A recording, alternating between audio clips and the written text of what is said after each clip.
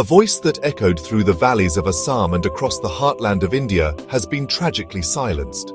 Zubeen Garg, the free spirit, the poet, the musical soul of a generation, is no more. At just 52, he was a cultural institution, a man whose songs were not just melodies but the very soundtrack of life for millions.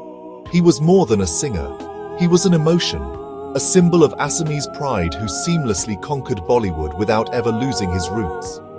His fans called him Zubeenda, a term of endearment and respect for a man who felt like family. His sudden and shocking death on September 19, 2025, has left an entire state, and indeed a nation, grappling with an empty feeling that seems impossible to fill. Zubeen Garg had traveled to Singapore with a sense of purpose and excitement. He arrived by the Singapore coastline where the events were to take place.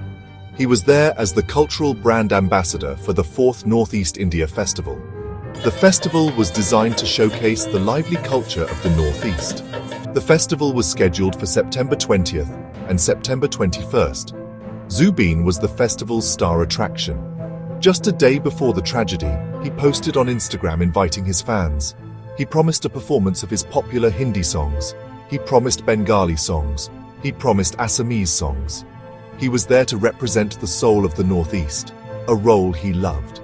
But on September 19th, a day meant for final preparations, a fun outing turned into horror. Reports say he and a few others went on an unplanned yacht trip.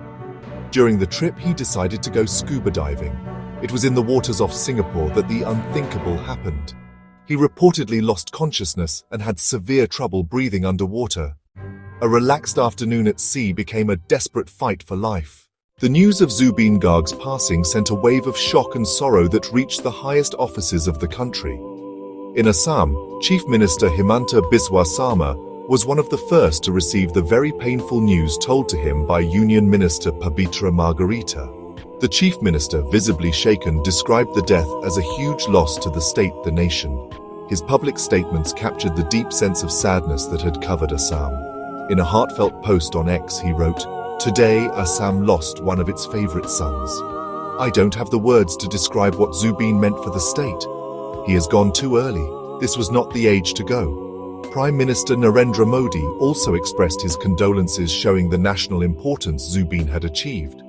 In a message shared with the country, the Prime Minister spoke of his shock at the sudden death of popular singer Zubeen Garg.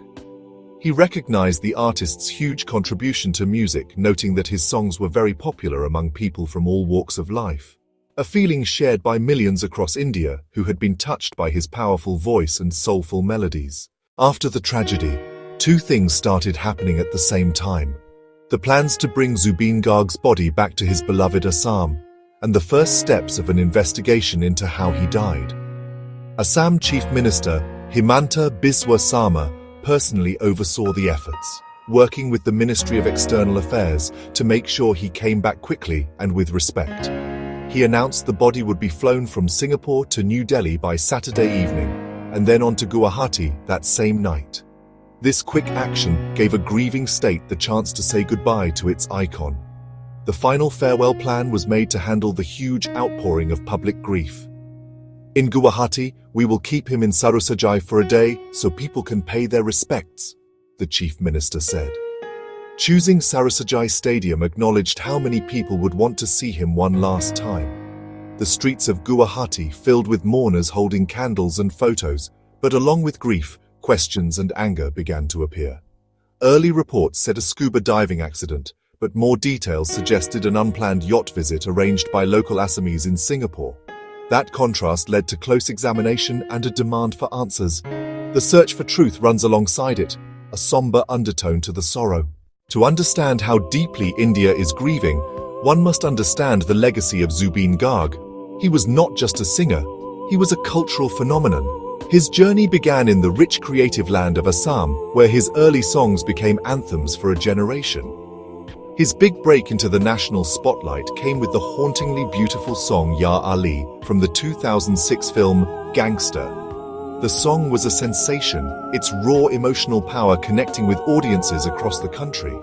It launched Zubeen into Bollywood stardom, but he remained strongly connected to his Assamese identity. His collection of songs is a rich tapestry of human emotion, love, pain, rebellion, and deep, thoughtful ideas.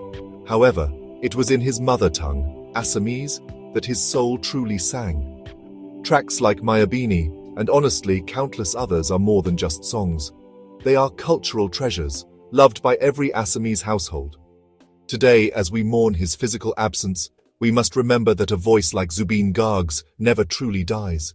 It lives on in the millions of playlists. His voice will forever echo from the hills of Assam, a timeless reminder of the boy from the Brahmaputra Valley who sang his heart out and captured the soul of a nation. Om Shanti.